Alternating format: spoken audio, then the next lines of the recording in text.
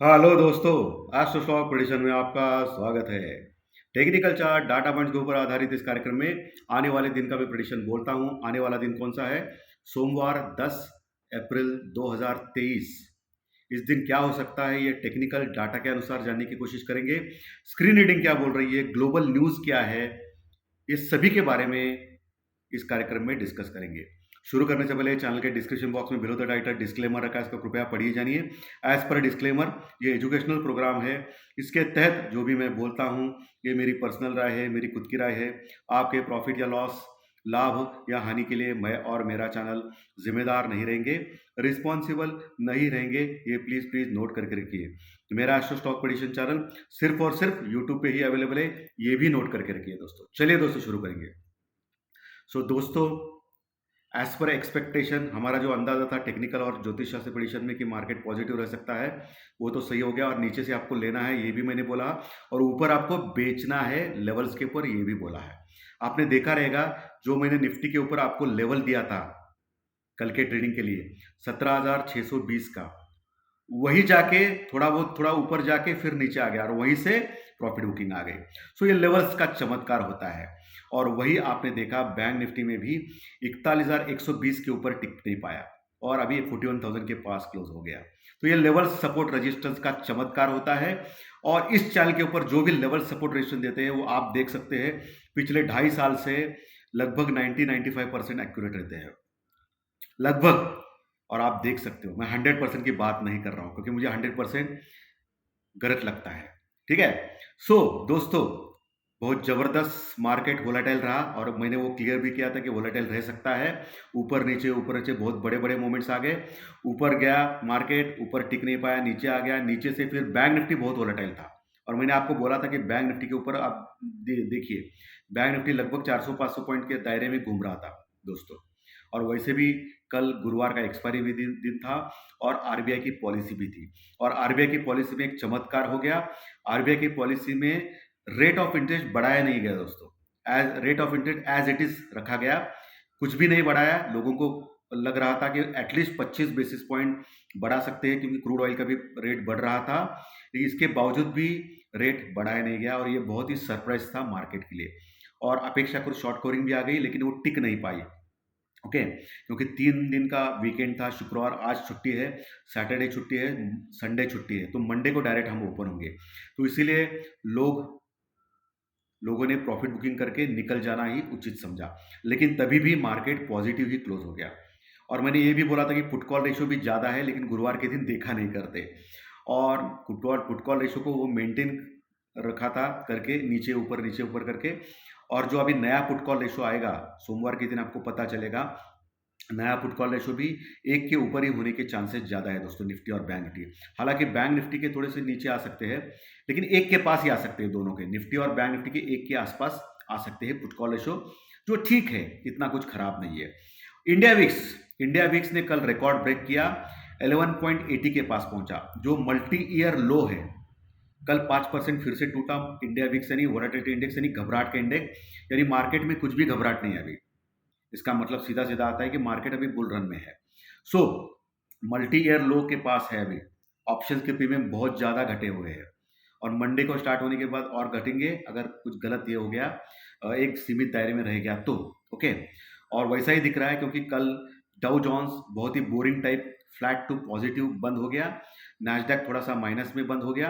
अभी डाउ फ्यूचर लगभग 30-40 पॉइंट माइनस में चल रहे हैं और हमारा जो एसजीएक्स निफ्टी है वो लगभग 30-35 पॉइंट प्लस में दिखा रहा है दोस्तों। Asian market flat to minus, flat to positive ऐसे टाइम पास कर रहे हैं। यूरोपियन फ्यूचर भी फ्लैटिश टाइप है। सभी जगह फ्लैटिश टाइप का माहौल आ चुका है क्योंकि बहुत सारे देशों में आज गुड फ्राइडे की छुट्टी भी है दोस्तों। अमेरिका में भी आज बंद है, डाउ जोन्स आज बंद है दोस्तों, क्योंकि गुड फ्राइडे की छुट्टी बहुत सारे देशों में है। लेकिन थोड़े बहुत देश है वो चालू है। ओके, उनका ट्रेडिंग चालू है। और आज रात को अमेरिकन मार्केट बंद है तो कोई टेंशन लेने की बात नहीं है, डायरेक्टली मंडे चालू होंगे। और कल अमेरिकन मार्केट फ्लैटिश क्लोज हो गए, सो चिंता की बात नहीं है दोस्तों मार्केट में। ओके। लेकिन आरबीआई का जो पॉज लिया, आरबीआई ने जो रेट ऑफ इंटरेस्ट हाइक नहीं किया, ये बहुत ही सरप्राइजिंग था और ये थोड़ा अपेक्षाकृत था क्योंकि आरबीआई या सेंट्रल गवर्नमेंट नहीं चाहती है कि मार्केट अंडर परफॉर्म रहे, क्योंकि आप देख सकते हो पिछले कई दिनों से या लगभग 20-25 दिनों से वर्ल्ड मार्केट परफॉर्म कर रहा है, लेकिन हम लोग अंडर परफॉर्म कर रहे हैं। वर्ल्ड मार्केट जो है सभी एशियन कंट्रीज हो, यूरोपियन कंट्रीज हो या अमेरिकन मार्केट हो, सभी परफॉर्म कर रहे हैं, लेकिन हम लोग अंडर परफॉर्म कर रहे हैं। हम लोग इतना ज़्यादा नहीं बढ़ रहे, और इसके कारण सेंट्रल गवर्नमेंट यानी गवर्नमेंट ऑफ इंडिया ने दो डिसीजन अच्छे लिए। एक तो क्रूड ऑयल के ऊपर जो टैक्स होता है विंडफॉल टैक्स, वो हटाया। इससे क्या होगा, विंडफॉल टैक्स हटाने के बाद थोड़ी राहत मिलेगी ऑयल मैन्युफैक्चरिंग कंपनी यानी रिलायंस जैसे स्टॉक्स को, और वो बढ़ सकते हैं, यानी शेयर मार्केट बढ़ सकता है। और दूसरा जो है,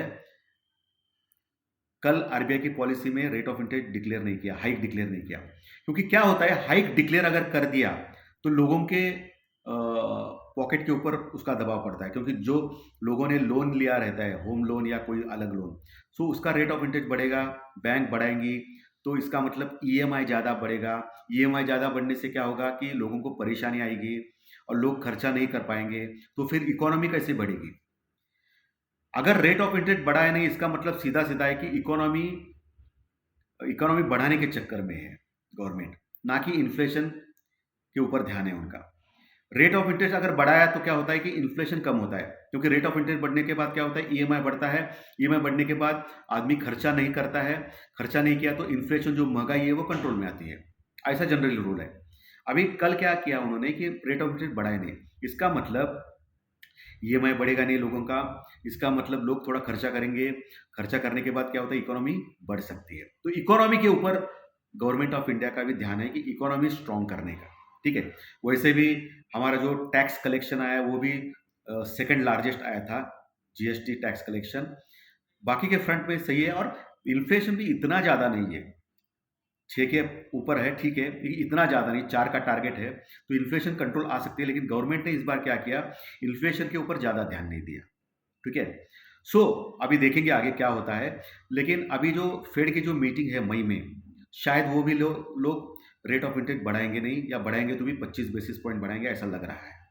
क्योंकि क्या है कि अमेरिका में मंदी जैसा माहौल आ चुका है, और ग्लोबल मंदी कोई भी देश नहीं चाहेगा। चाहे इन्फ्लेशन बढ़े कोई प्रॉब्लम नहीं, लेकिन ग्लोबल मंदी नहीं चाहेगा। सो रेट ऑफ इंटरेस्ट बहुत कम बढ़ाएंगे या बढ़ाएंगे भी नहीं है।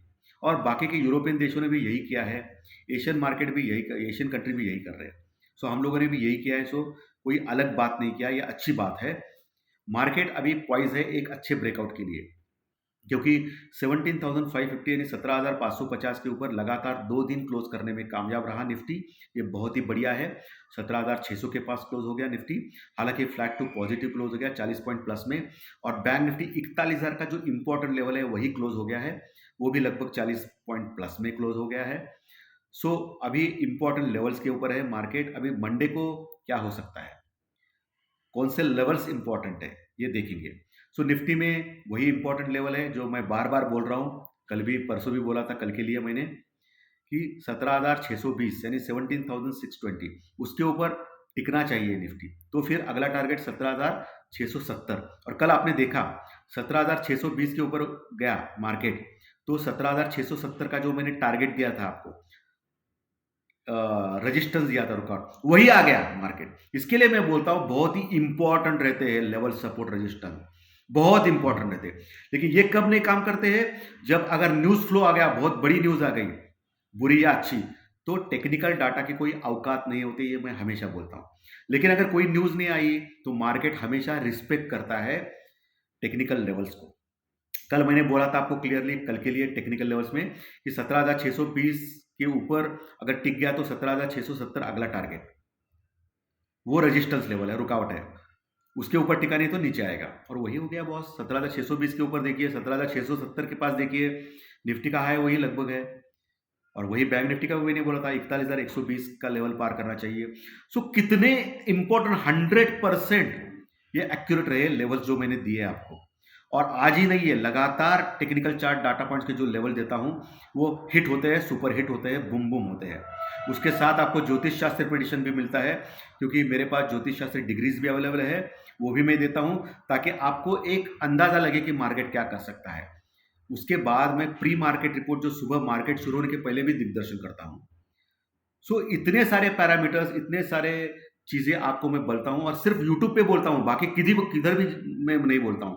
मेरा कोई चैनल नहीं है, टेलीग्राम चैनल नहीं है, कुछ भी नहीं है। सिर्फ और सिर्फ यूट्यूब पे बोलता हूँ क्योंकि मैं जानता हूँ कि बहुत सारे कॉमन मैन अफोर्ड नहीं कर सकते हैं ग्रुप में ज्वाइन करने का, या टेलीग्राम चैनल देखने के बाद क्या होता है कि लोग उधर खींचते हैं कि पैसा पे करो, हम लोग आपको सर्विस देंगे। लेकिन ये मैं नहीं चाहता हूँ। मैं ये चाहता हूँ कि सिर्फ और सिर्फ यूट्यूब पे मैं बोलूँ। और यूट्यूब क्या है कि फ्री ऑफ कॉस्ट में सब लोग देखते हैं, सिर्फ इंटरनेट का पैसा खर्च करना पड़ता है आप लोगों को, और फ्री ऑफ कॉस्ट देखते हैं और उनको ज्ञान दे। और ये छोटे जो इन्वेस्टर है, स्मॉल इन्वेस्टर, कॉमन मैन जो ऑप्शंस बाय करते हैं, उनके लिए ये चैनल खास तैयार किया है मैंने। और पिछले 2.5 साल से ये निरंतर चल रहा है, सुपर डुपर हिट हो गया है चैनल। 64,000 के प्लस सब्सक्राइबर हो चुके हैं, अभी 65,000 के नजदीक आ चुके हैं। नंबर 1 चैनल है पूरे यूट्यूब पे दोस्तों, फाइनेंशियल एस्ट्रोनॉमी चैनल, जो 2.5 साल रनिंग में है दोस्तों। सो इसीलिए मैं बोलता हूं, जो नए दर्शक पहली बार चैनल देख रहे हैं वो चेक कीजिए, सब्सक्राइब कीजिए। अगर अच्छा नहीं रहेगा तो सब्सक्राइब निकालिए। किसी ना किसी रूप में आपको कहीं ना कहीं आपको 100% प्रॉफिट इस चैनल से मिलता है देखने के बाद। ओके, देखने के बाद अवश्य प्रॉफिट मिलता है, चाहे जैकपॉट स्टॉक हो या कोई भी हो। आपने देखा है रिलायंस स्टॉक देखा, आपने देखा बजाज फाइनेंस स्टॉक देखा जो मैंने दिया है। पिछले 2.5 साल की अगर लिस्ट निकालेंगे तो भी 90% के ऊपर मेरे जैकपॉट स्टॉक हिट होते हैं। लेकिन तभी भी मैं मानता हूं, क्या मानता हूं, 100% सही होना ये मुमकिन नहीं है। अंधविश्वास ना कीजिए किसी के ऊपर भी, मेरे ऊपर भी या किसी के ऊपर भी अंधविश्वास ना कीजिए। अपने ज्ञान पे ऊपर कीजिए, अपने टैलेंट के ऊपर कीजिए। न्यूज़ देखिए, लेवल्स देखिए, टेक्निकल देखिए, डाटा देखिए, सभी कुछ जो पैरामीटर्स मैं हमेशा समझाता हूँ वो देखिए, तो आपको प्रॉब्लम नहीं आएगा। सो दोस्तों, 17,620 पहला रेजिस्टेंस, उसके ऊपर टिक गया तो 17,670, 17,620 के ऊपर टिक गया तो 17,670 अगला टारगेट, उसके ऊपर टिक गया तो दोस्तों 17,750, 17,750 का लेवल तुरंत आ सकता है। ये रेजिस्टेंस रुकावट है ऊपर निफ्टी में। नीचे जबरदस्त सपोर्ट है 17,500 और 17,550 के पास। 17,500 550 के पास जबरदस्त सपोर्ट है निफ्टी के, क्योंकि 17,500 के ऊपर अच्छी कॉल राइटिंग हो गई है। सॉरी, 17,500 यानी 17,500 के ऊपर पुट राइटिंग अच्छी हो गई है। तेजी करने वाले लोग, पुट राइटर यानी तेजी करने वाले लोग, कॉल राइटर्स यानी मंदी करने वाले लोग। ये कंसेप्ट आप दिमाग में रखिए। सो तेजी करने वाले लोग आए हैं 17,500 के पास। 17,400, 17,300 ये भी पुख्ता सपोर्ट है निफ्टी में। जब तक 17,250 के नीचे नहीं जाता है निफ्टी, तब तक डरने वाली बात अभी निफ्टी में बिल्कुल नहीं है। 17,250 के नीचे अगर गया तो ही प्रॉब्लम रहेगा निफ्टी में। ओके, ऊपर दोस्तों 17,700 और 800 के लेवल के ऊपर कॉल राइटर्स है, यानी मंदी करने वाले लोग। सबसे ज्यादा 17,800 के ऊपर है दोस्तों। वो लोग लगता है उनको कि 17,800 के ऊपर इस एक्सपायरी में नहीं जाएगा मार्केट। 17,800 बहुत ही पुख्ता रेजिस्टेंस यानी रुकावट का लेवल है निफ्टी के लिए। हालांकि 17,600 के ऊपर भी कॉल राइटर्स थे, लेकिन कल थोड़े कम हो गए। लेकिन आखिर में क्या हो गया, आखिर के आधे घंटे में जब मार्केट नीचे आने लगा था तभी थोड़े ऐड हो गए 17,600 के ऊपर। अभी कॉल राइटर्स मौजूद है, यानी 17,600 का लेवल जो है वो कॉल राइटर और पुट राइटर दोनों है, तेजी करने वाले लोग और मंदी करने वाले, ये दोनों मौजूद है अभी 17,600 के ऊपर। ओके, तो आपको ये लेवल्स मैंने क्रिस्टल क्लियर बोले हैं। वही बैंक निफ्टी 41,000 के पास क्लोज हो गया, थोड़ा मंदा था बैंक निफ्टी। निफ्टी से भी नीचे 40,800 यानी 40,800 पुख्ता सपोर्ट, उसके नीचे 40,500 का स्ट्रॉन्ग सपोर्ट। 40,500 के पास अच्छी पुट राइटिंग हो चुकी है बैंक निफ्टी में, जो सपोर्ट का काम करेगी मंडे के लिए 10 तारीख को। ओके, 10 अप्रैल को, क्योंकि आज तो छुट्टी है गुड फ्राइडे का। सैटरडे संडे 3 दिन, दो दिन छुट्टी, यानी लगभग 3 दिन छुट्टी है, तो मंडे को ओपन हो जाएंगे हम लोग। तो मंडे को आपको 40,500 एक सपोर्ट, बहुत ही स्ट्रॉन्ग सपोर्ट है बैंक निफ्टी में, जहां पुट राइटर्स हैं। जहां अभी को क्लोज हो गया ना दोस्तों 41,000 के ऊपर, वो भी एक मजेदार चीज हो गई है। वहां कॉल राइटर्स और पुट राइटर्स दोनों खड़े हैं दोस्तों। हालांकि पुट राइटर्स अच्छे हैं लेकिन दोनों खड़े हैं। तो 41,120 के ऊपर अगर टिक पाया 41,120 के ऊपर बैंक निफ्टी, तो फिर 41,300 अगला टारगेट और 41,500 उसके बाद का टारगेट। ये आप ध्यान में रखिए, 41,300 और 41,500 ये टारगेट ध्यान में रखिए, दिमाग में रखिए। लेवल सपोर्ट रेजिस्टेंस आपको, अगर आपको याद नहीं रहेंगे तो लिख के रखिए पेन के ऊपर। बहुत बहुत इंपॉर्टेंट होता है दोस्तों, बहुत बहुत इंपॉर्टेंट। सो दोस्तों, क्रूड ऑयल फ्लैटिश है, $84 के पास है, कोई चिंता की बात नहीं, लेकिन ज़्यादा बढ़ा है ये तो चिंता की बात ही है। बाद में इंडियन रुपीस कल डॉलर के मुकाबले 11 पैसा बढ़ा था, ये अच्छी बात है। ओके, पुट कॉल रेशो तो मैंने बोला कि 1 के आसपास रहना चाहिए। नया पुट कॉल रेशो आएगा मंडे के दिन, वो देखेंगे क्या होता है, हो सकता है उसका। बाद में टोटली जो है एफआई की जो पोजीशन, एफआई ने जो है वो लगभग 450 करोड़ का माल खरीदा है। लगातार तीसरा दिन है जो एफआई खरीद रहा है। 450 करोड़ का माल कैश में एफआई ने खरीदा है, ये पॉजिटिव चीज है। और डीआई ने उसके डबल माल यानी लगभग 1000 करोड़ का माल सेल किया है। हमारे जो डोमेस्टिक इन्वेस्टर हैं, म्यूचुअल फंड वाले हैं, वो लगातार पिछले 3 दिन से सेल कर रहे हैं। इसके कारण ऊपर के लेवल से प्रेशर आ गया मार्केट में कल के दिन और नीचे आ गया। सो इसके लिए डीआई उसके लिए जिम्मेदार है दोस्तों। और मैंने आपको बोला था, याद रहेगा आपको, मार्च 31 को, कि ये सब नाटक जो है डीआई का जो डबल डबल खरीद रहा है वो एनएवी के चक्कर में है, आप लोगों को उल्लू बनाने के चक्कर में है कि म्यूचुअल फंड में आप इन्वेस्ट करें। इसके लिए उनको एनएवी बढ़ाने के लिए वो मार्च 31 तो बढ़ा रहे थे, खरीदी बढ़ा रहे थे उनकी बाइंग। बाद में अप्रैल में क्या हो गया भाई, अप्रैल में लगातार बेच रहे हैं ये लोग, 3 दिन हो गए। कल तो हद कर दी उन्होंने, 1000 करोड़ का माल बेचा। और वही एफआई जो पिछले कई दिनों से मार्च में उन्होंने बेचा था, अभी अप्रैल में पिछले 3 दिनों में वो छोटी क्वांटिटी, ठीक है, लेकिन उन्होंने खरीदा है। और कल भी उन्होंने 450 करोड़ का माल खरीदा है। तो मेरा कहना है कि डीआई जब तक खरीदता नहीं और एफआई डीआई दोनों खरीदते नहीं, तब तक मार्केट कैसा जाएगा ऊपर। ये कुछ रोक के रखा है ऐसा लग रहा है मुझे। देखेंगे क्या होता है, लेकिन एक अच्छी बात है, डीआई ज़्यादा सेल नहीं कर रहा है बड़ी क्वांटिटी में। और डीआई ये भी इंश्योर कर रहा है कि एफआई खरीद रहा है। एफआई खरीद रहा है, इसके लिए डीआई सेलिंग कर रहा है, ऐसा मुझे लग रहा है। अगर एफआई ने सेलिंग किया तो फिर डीआई मैदान में आएगी और खरीदेगी, ऐसा मुझे लग रहा है। देखेंगे क्या होता है। ओके, सो डीआई सपोर्ट करेगी मार्केट को, ऐसा लग रहा है, क्योंकि हमारे लोग हैं ये डोमेस्टिक इन्वेस्टर्स है। एफआई तो थोड़ा पॉजिटिव हो चुका है, लेकिन इतना ज़्यादा पॉजिटिव नहीं, लेकिन थोड़ा बहुत पॉजिटिव हो चुका है। इसकी लॉन्ग पोजीशन भी बहुत कम है अभी। पिछले 2-3 दिन के पहले उन्होंने शॉर्ट्स पोजीशन अपना क्लियर किया था। अभी रिलायंस के ऊपर ध्यान रखना चाहिए दोस्तों। रिलायंस में क्या हो रहा है कि 2350, ये ध्यान में रखिए, 2350 का जो लेवल है रिलायंस में, वो बहुत ही इंपॉर्टेंट रेजिस्टेंस का लेवल है, रुकआउट का लेवल है। ओके, एज पर टेक्निकल 2350 के ऊपर अगर क्लोज होने में कामयाब होता है रिलायंस, तो फिर अगला टारगेट 2420 और 2450, 2420 2450 रह सकता है रिलायंस में। नीचे 2310, 2310 का एक अच्छा सपोर्ट है, 2300 और 2310 के बीच में, वो तोड़ना नहीं चाहिए। तो वो तोड़ दिया तो फिर रिलायंस बेरिश में आएगा, यानी मंदा हो जाएगा। ओके, 2300 से लेके 2310 ये अच्छा सपोर्ट है। सो मुझे लग रहा है कि रिलायंस अभी ऊपर के लेवल प्राप्त कर सकता है और 2450 का टारगेट हासिल कर सकता है आने वाले दिनों में या महीनों में, ऐसा मुझे लग रहा है। क्योंकि रिलायंस थोड़ा 100% स्ट्रांग लग रहा है, क्योंकि विंडफॉल टैक्स भी कम किया है, पूरा बंद कर दिया है, ये भी पॉजिटिव है रिलायंस के लिए। प्लस रिलायंस में कुछ बातें चल रही है आईपीओ की।